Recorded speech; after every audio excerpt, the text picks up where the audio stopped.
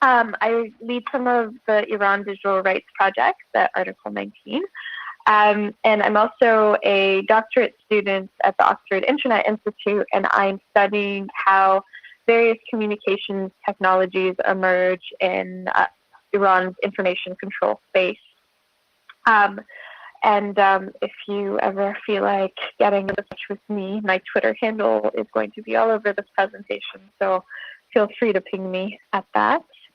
And just as a disclaimer, it sounds like a little bit of a negative and kind of scary title, tightening the net in Iran.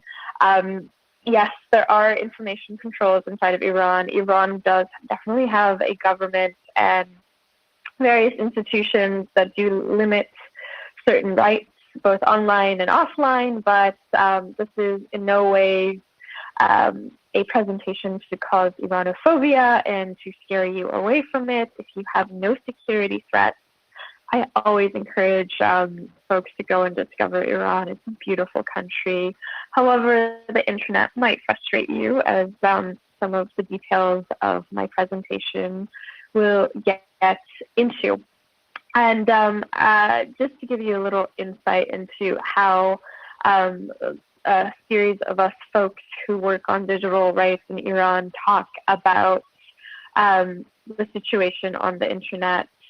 It's Iran's information control space is often known as filter nets, and this is kind of a nickname that was developed for the various emerging policies and frustrations Iranians have with the controlled space there, and I believe it was created by a BBC technology journalist called Nima Akbarpour. So that's something else that you guys, if you're interested in following up more about what's going on, you can look up the FilterNet hashtag in both Persian and English to see some of these developments in real time as people post information and frustrations and complaints online.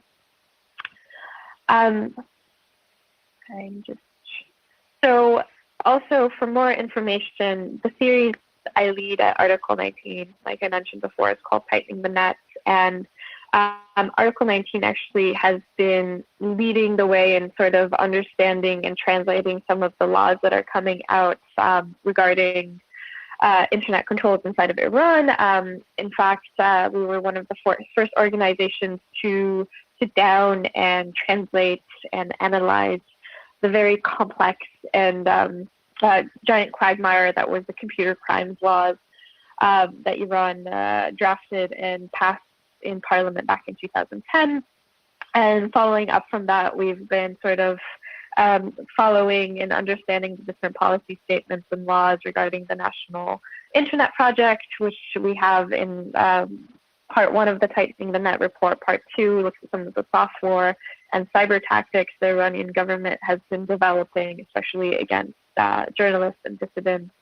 And our last report was about was a retrospective on basically the controls and crackdowns that were happening following the winter protests that started at the end of December and continued on until the end of January inside of Iran. So understanding how this environment works is a little bit complicated, as Iran has a very complicated system of governance, and this spills over into internet governance. But some of the technical implementations of this is actually seen in the way that it's structured. And so Iran, the head of state essentially in Iran, is the supreme leader, who is not an elected official. He is a religious official who's basically put into power by a council of guardians.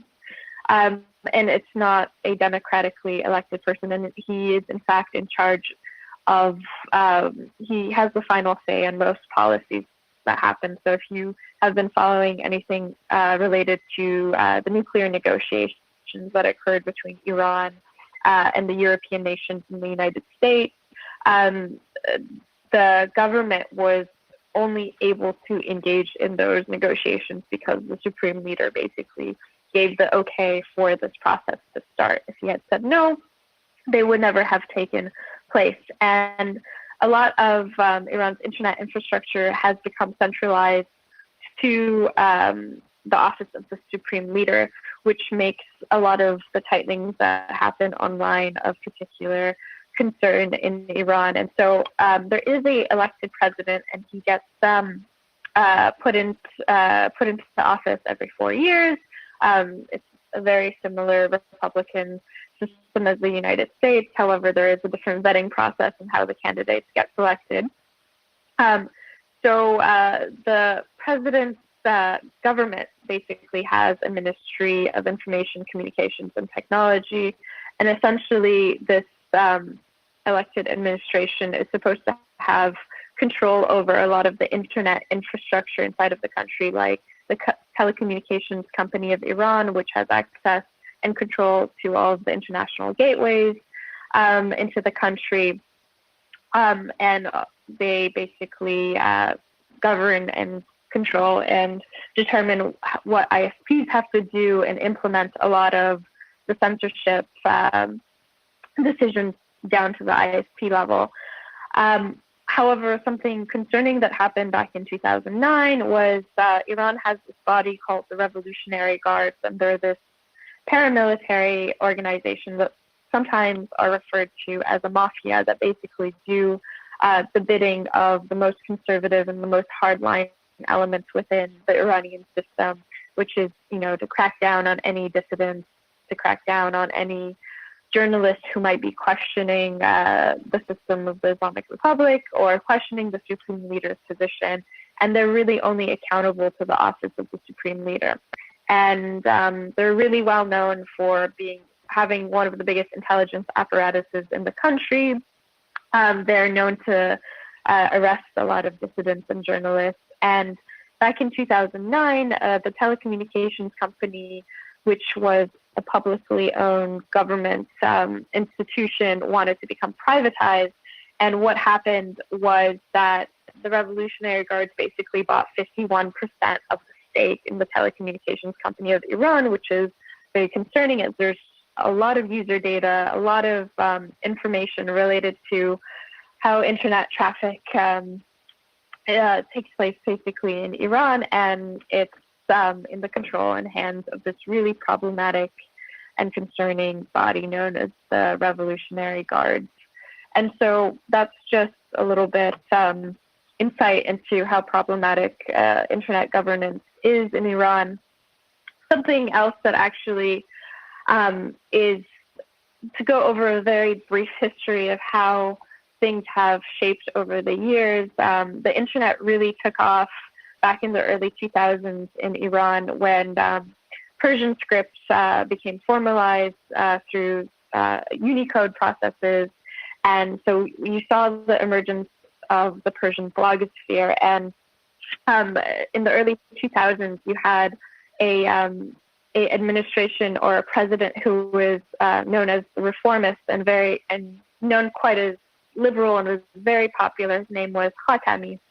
And during this time, the press was really emerging and was really finding its wings. And so you had a lot of reformist newspapers, a lot of opinion pieces, a lot of questioning of the system. And so the hardline elements, like the Revolutionary Guards that I mentioned before, started cracking down.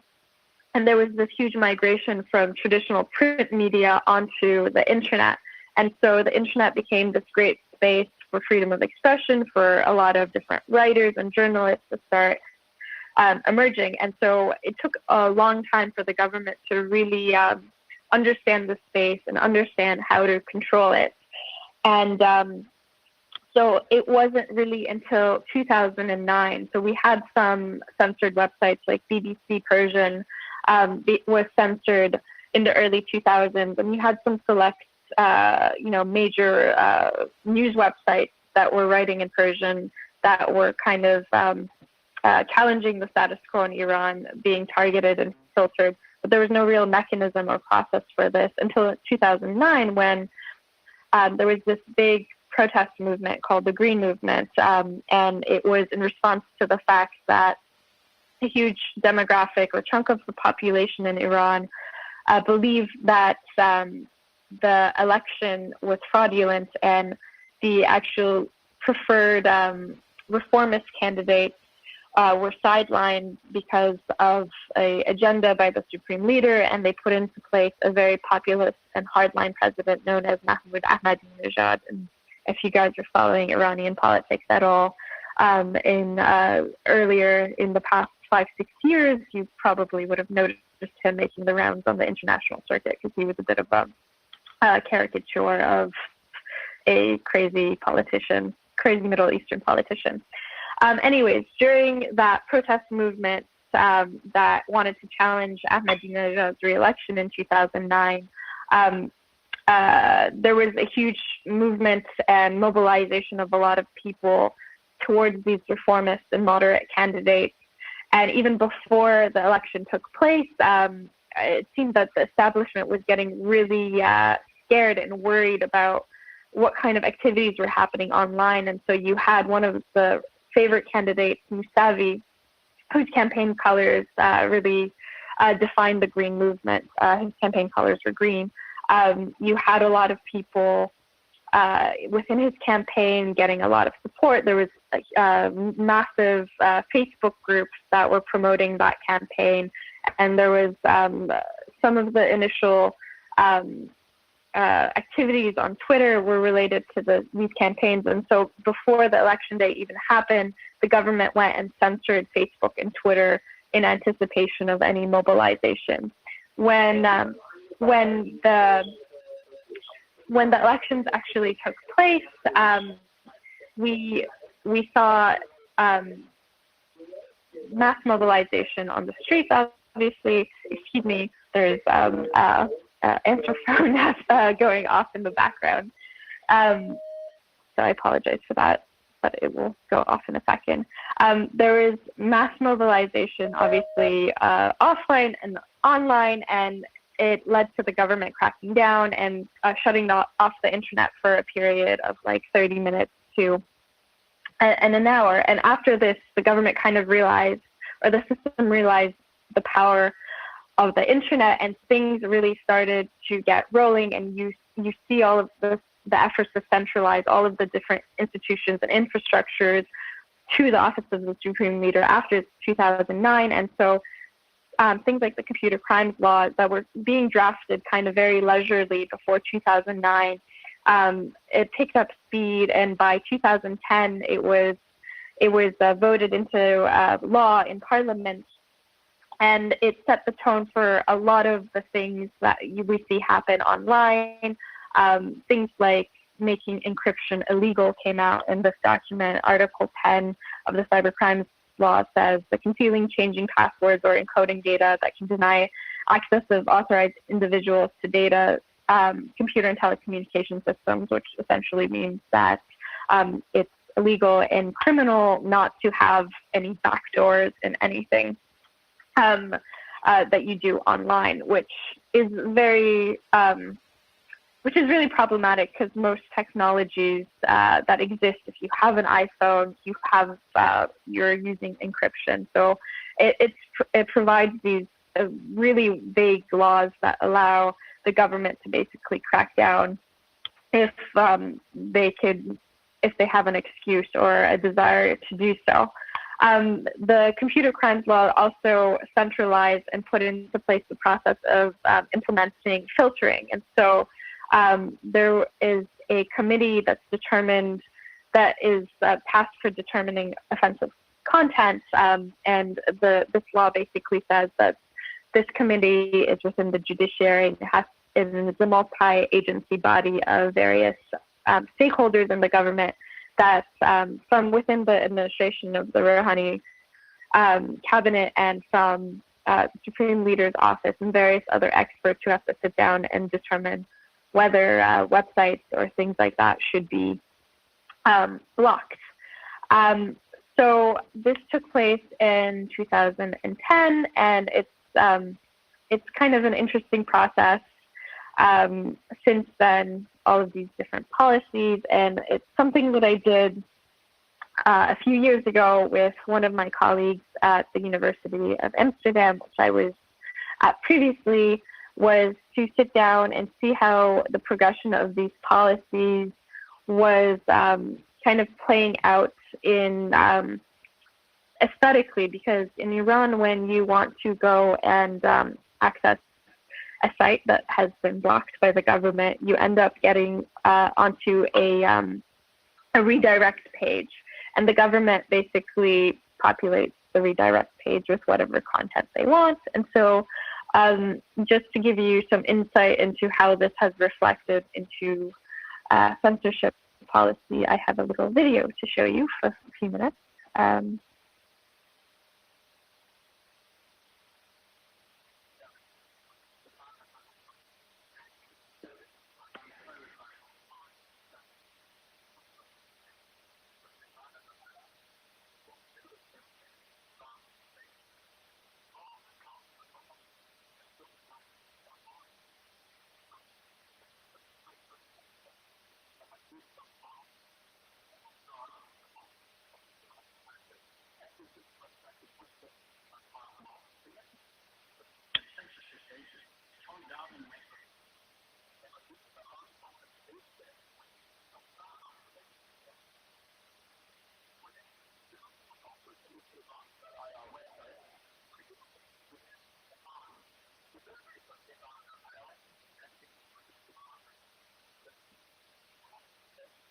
Yes, there is.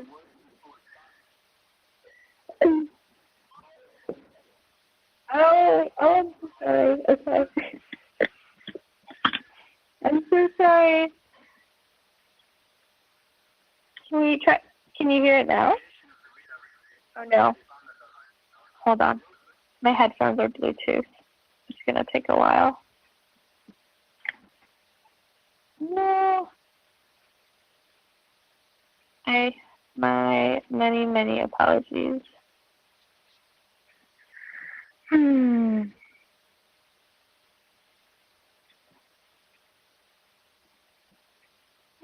Nope.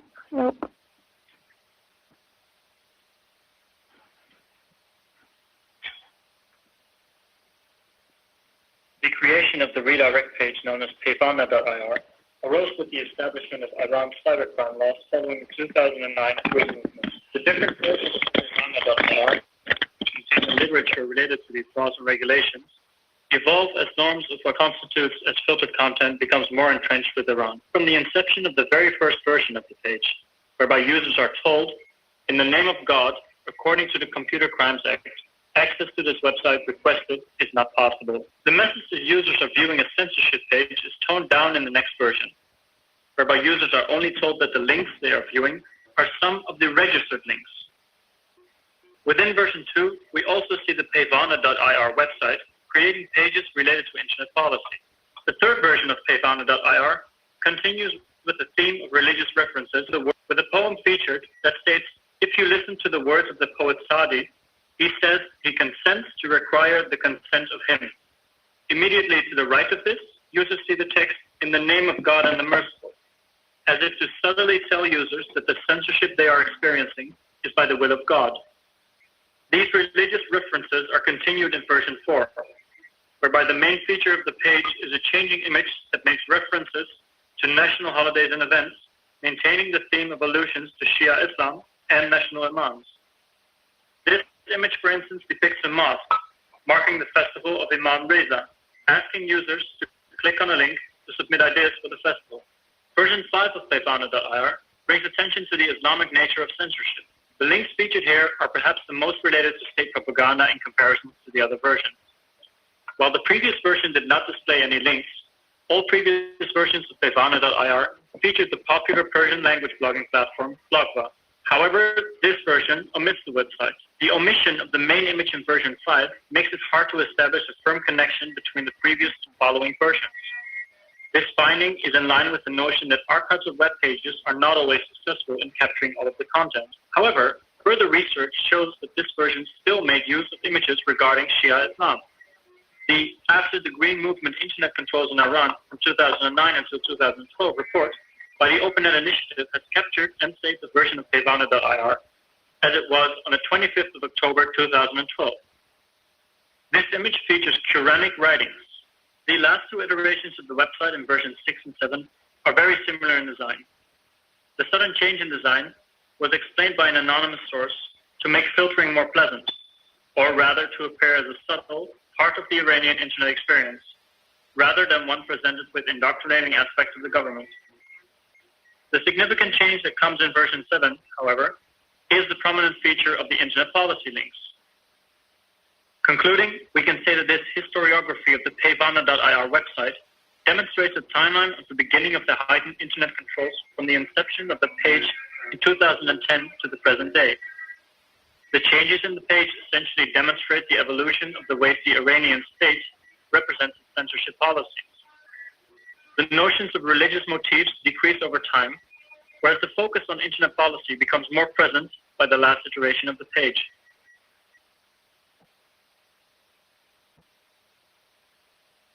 So that was just a brief look into how policies have tried to become more streamlined and centralized over the years.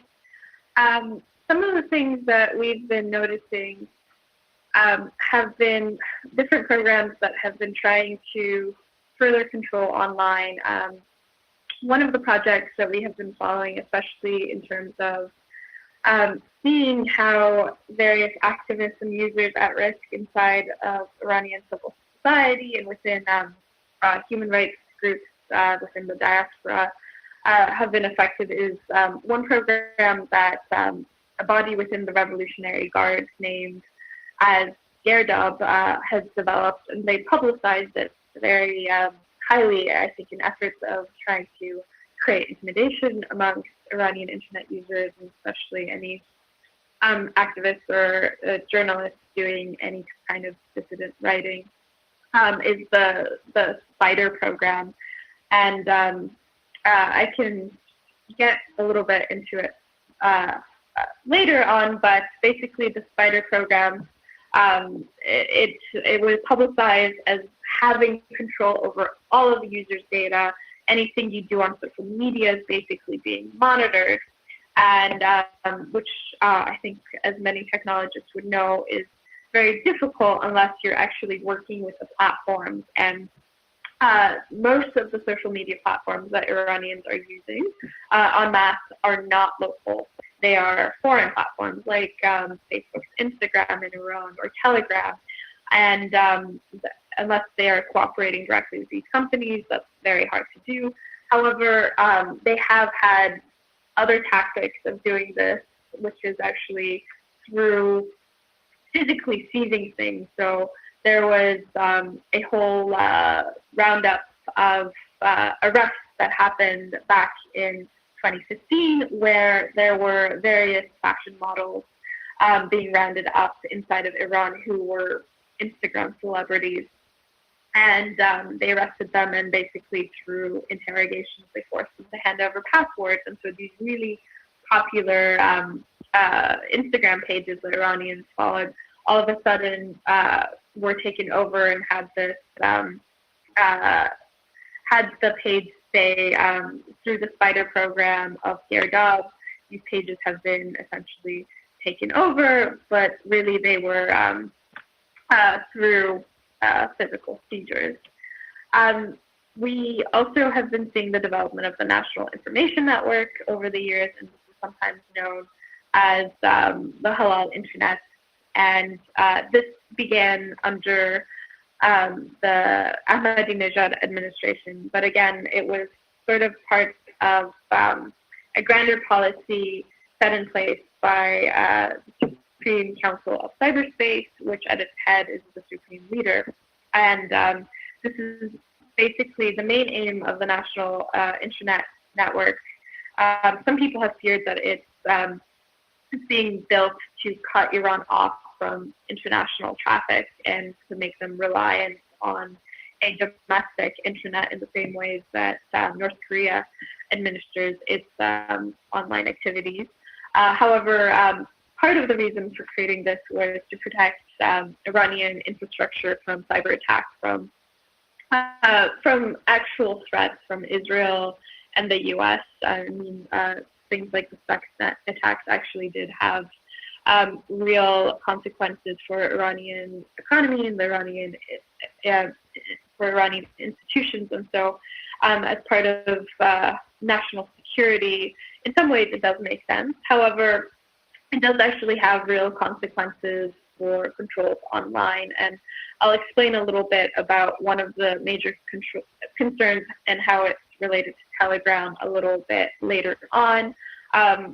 The Iranian government, especially this administration of Hassan Rouhani, has done a lot to try to promote policies that basically present the fact that they want to do more efficient or productive forms of censorship that can, put in place morals online without making the internet this, cumbersome place full of hurdles. So they were basically saying they want Iranians to access Facebook, they just don't want them to access the immoral content on Facebook. And so they started advertising the fact that they're spending millions of dollars on this process of intelligence censorship. And again, Iranian policies oftentimes put a lot of effort into the PR as opposed to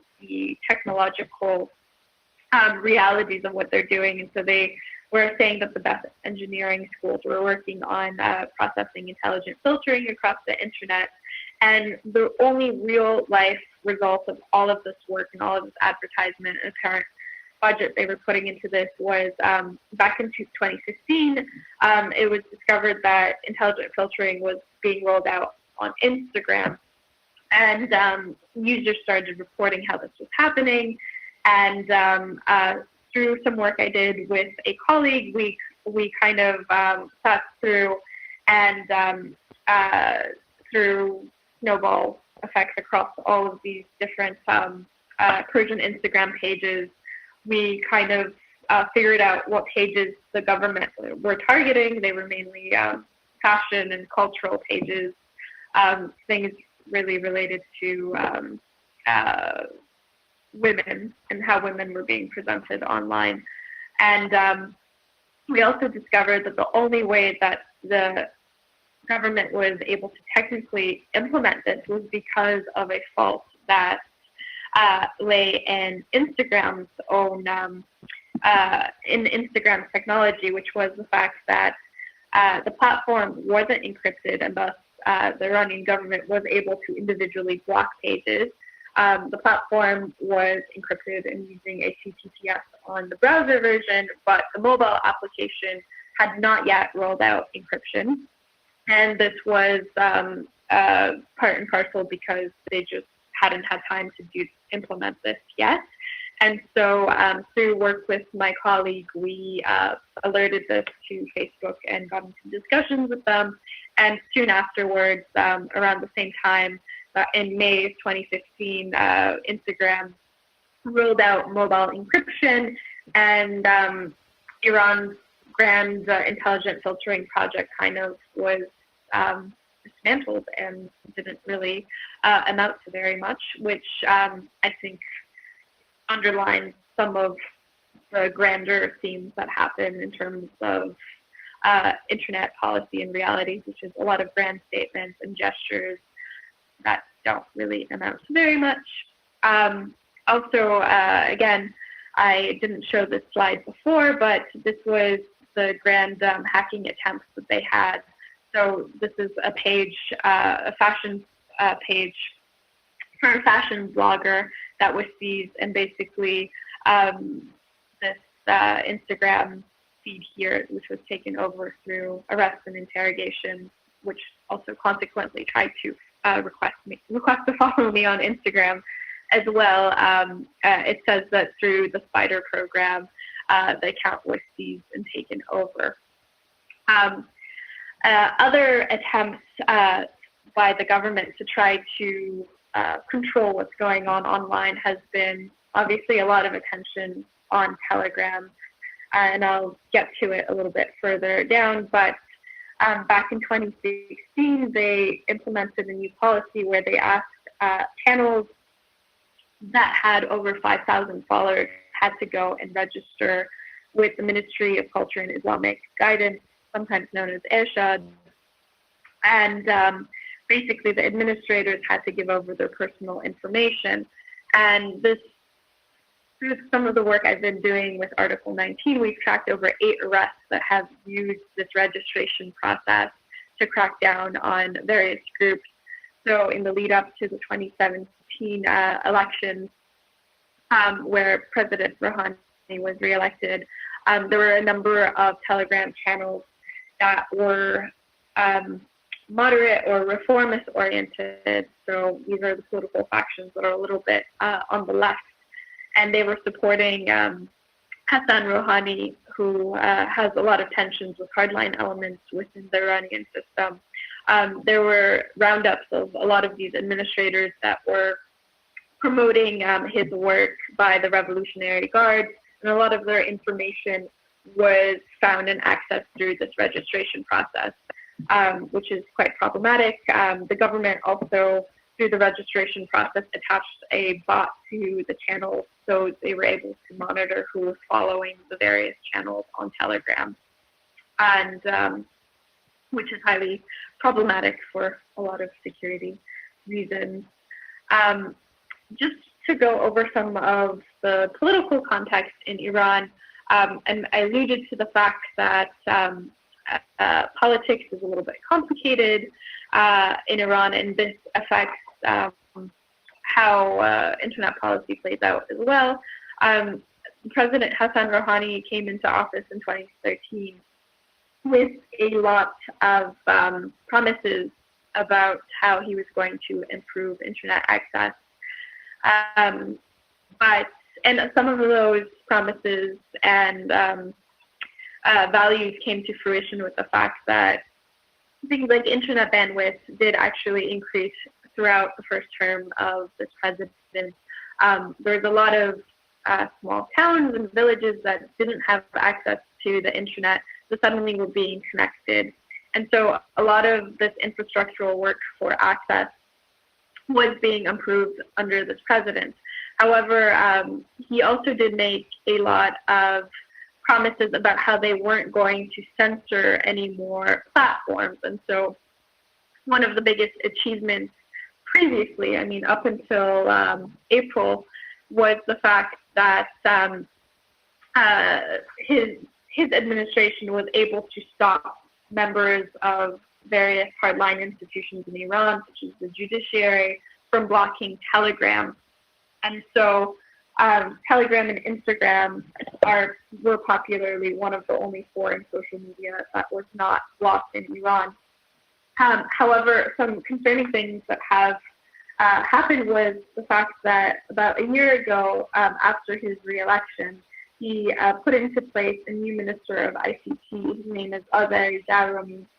And a lot of, especially human rights organizations, became very concerned about the fact that this moderate and popular president, who was elected during both elections on a mandate of reform and progress and, living up to rights, was putting into place this individual. And he had a history of working with Iran's intelligence apparatuses. There were a number of different activists who said that he was actively involved in their interrogations when they were arrested in 2009. He also worked within the intelligence to help build up online surveillance systems within various intelligence apparatuses inside of the country. He's an engineer. He was mainly promoted because of the fact that he's quite young and he's going to be very innovative, but at the same time he has this kind of tarnished past that was concerning a lot of people in terms of what he was going to do. When he was put into place, he did say that he was going to try his best to keep things accessible and not censored, but he said he was going to do this by trying to establish connections and ties to like the Telegram administrators. And so famously during the Iran protests that were happening in December and January, Darumi was tweeting at Pavel Durov, the founder of Telegram, and asking him to take down certain channels that were extremely popular and were helping with mobilizing the protests. He alluded to the fact that they were violating Telegram's terms of use by inciting violence. And so we have this very problematic individual pursuing these problematic policies, including the National Information Network, which I'll get into a little bit because it has a lot to do with the situation of Telegram in Iran. And so it's almost impossible to talk about the Iranian internet and not talk about Telegram. And this has been part of my fascination for the past few years. I started really following the impact of Telegram on communications in Iran during the 2016 parliamentary elections that happened in Iran, because at that point you had something like a huge sweep in terms of reformists and moderates being very successful during that election. And this was seen largely in the fact that you had a lot of reformist and moderate members of parliament being very savvy in their use of Telegram. And so they had videos and they had campaign materials that went viral on the platform.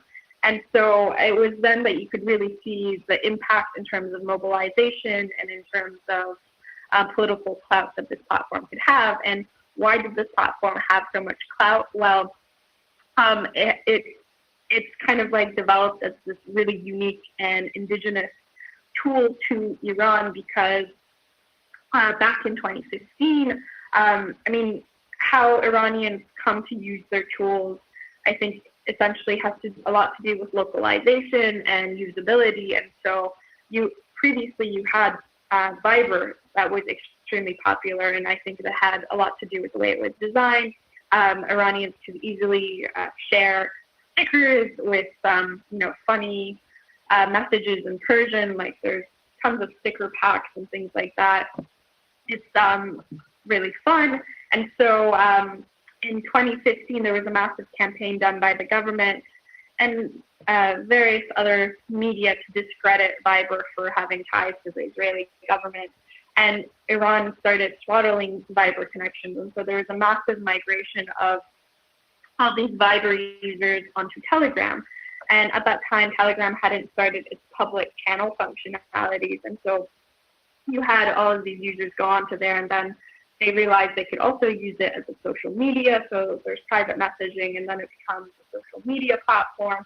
And so Telegram has basically become ubiquitous with internet use because of this ability to communicate freely, get contact freely. So you have something like BBC Persian, which is blocked inside of Iran, but you can get all of the content from BBC Persian. You can get videos from news broadcasts and everything on this uncensored platform. For a while, there was a lot of speculation on why Telegram wasn't being censored, and like Facebook and Twitter were being censored. That's mainly speculation, which I won't get into. But the reality of the fact is that you have about 40 million users on Telegram, and you have something like 45 to 50 million users online in Iran. And so it had huge impact. And since 2015, the Iranian government has come to many deliberations on whether or not it should have been filtered or not. And so it really became a heightened crisis with the protest movement. And we saw, like I said before, the minister reach out to Pavel Durov, asked to do content takedowns, which initially Pavel Durov did respond to and did remove that one channel, I think through various reactions. So Pavel Durov stopped responding to any of those content takedowns and took a very firm stance on wanting to encourage internet freedom inside of Iran. But basically through the National Information Project or the National Information Network, Iran has been trying to pursue this goal of trying to localize all of the data and content that occurs on the internet to inside the country. And so there were numerous attempts by the government to try to create alternatives for all these foreign platforms. So you had things like Lensor that was trying to be an alternative to Telegram, wasn't very successful. And so they weren't, they tried to create various alternatives to Telegram over the years, and they weren't able to be very successful. So they created all these different ultimatums that they hoped that Telegram would be responsive to. And so in 2016, they gave them an ultimatum that said that if they don't move their servers inside of Iran within a year, they would be censored. And so a year came and passed, and they weren't censored.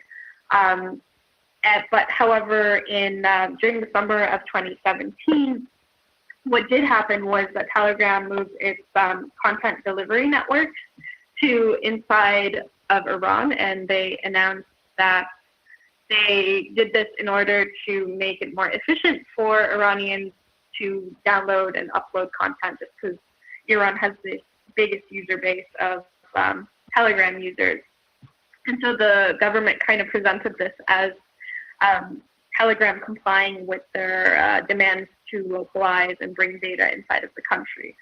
Obviously, this wasn't enough. Iran came out with, the Supreme Council of Cyberspace came out with a new directive that was ordering every single platform that wished not to be censored in Iran to comply with various data laws, which meant that Iranian users must have all of their information on servers inside of the country, which essentially would mean that the government would have access to those servers and to that data.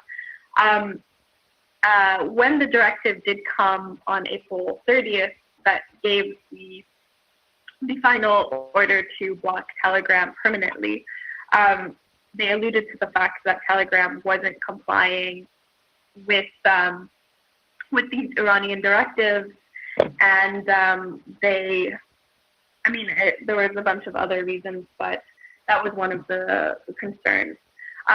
It must be strange, though, to be talking about Telegram at a security conference, because I know that Telegram doesn't have the best reputation amongst cryptographers. There are a lot of problems with Telegram. Obviously, it's not end-to-end encrypted by default. And had the Iranian government actually asked for the servers to be located inside of Iran, and they had actual encryption by default, it wouldn't necessarily have been a huge concern. However, they could potentially have access to this information. There have been other security concerns with the fact that there have been numerous SMS hacks on a lot of journalists and activists inside of the country, where elements within Iran's intelligence have been able to access these accounts through these types of attacks. We've also seen lots of targeting of various different members of civil society inside of Iran who are using Telegram. And Telegram hasn't been very proactive in making sure that they are taking care of the security of this giant user base inside of this country full of so many at-risk users. So there is that kind of element of criticism to be had for Telegram. What is most concerning, however, right now, besides the fact that we can spend a lot of time criticizing Telegram security, there's an even bigger kind of concern right now, which are the alternatives that the Iranian government are pushing onto Iranians. They are not being entirely successful in doing this. However, they have policies for like university students. If they want to get any updates or information about what's happening with their courses, their programs, or their departments, they're being forced to go on to the alternative to Telegram, which is this government-developed platform, which looks exactly like Telegram. It functions the same way with the channels. So they have to get onto these platforms now to get access to that information. And it's been audited by different researchers. So even the government officials who have their channels on these platforms, researchers have been able to look into some of the back end of the platform, and they can like uncover the phone numbers, the personal phone numbers of these different officials. And so there's a lot of holes in it. And obviously the data, as given the fact that encryption and this kind of security is not even legal inside of Iran, Surush, this platform, all of the data can be easily accessed by Iranian officials. So these kinds of privacy precautions they go to the wind when it comes to these platforms. There have been a numerous amount of projects that are trying to find alternatives to Telegram. So we have, when Telegram was blocked in Russia, which was about a week prior to the block in Iran, Pavel Durov came out and said that he was putting some of his own money into developing projects to resist this censorship. And so he actually gave an amount of funding to Iranian internet researchers and activists based in London who I know personally, and they created a platform called Telegram DR. Now, one of the reasons why I really like coming to these conferences and talking to rooms of technologists and security researchers is because the Iranian internet environment is such a volatile and sensitive areas. I love to mobilize these audiences. So these really well-intentioned friends who created this platform that now has over 1 million users and is extremely useful is a platform that should be audited and should take good security precautions. So I really urge any security engineers here to go on and find the Telegram DR code on GitHub, audit it, and make sure that these alternatives for Iranians to access communication are as secure as possible.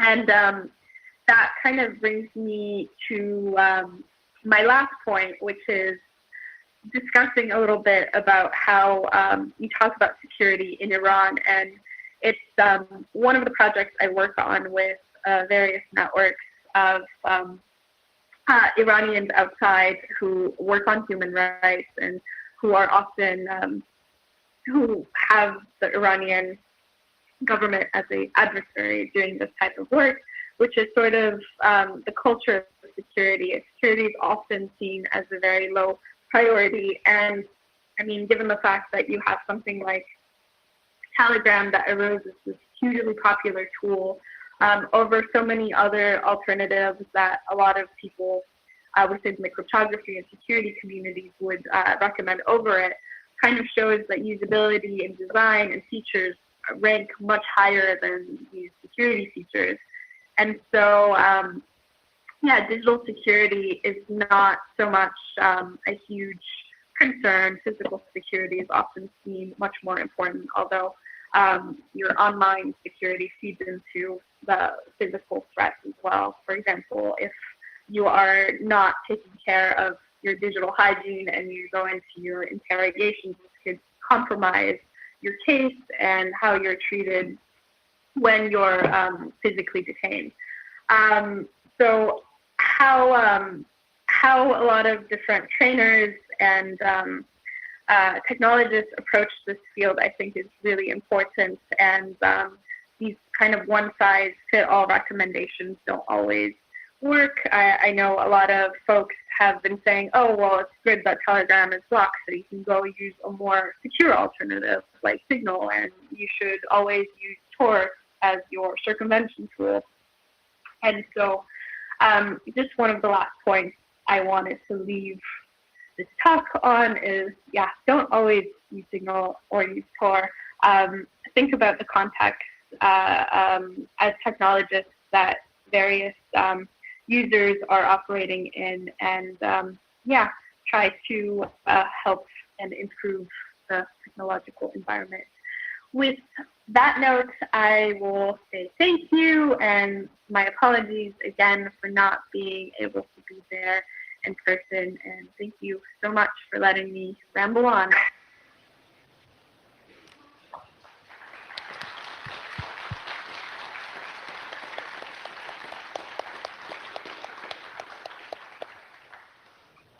All right, thank you very much. So as we mentioned earlier, I think it's going to be easier to continue this discussion over on Twitter, so your handle is here. And for those of you who are on site, we will reconvene here in about 15 minutes. Thank you very much.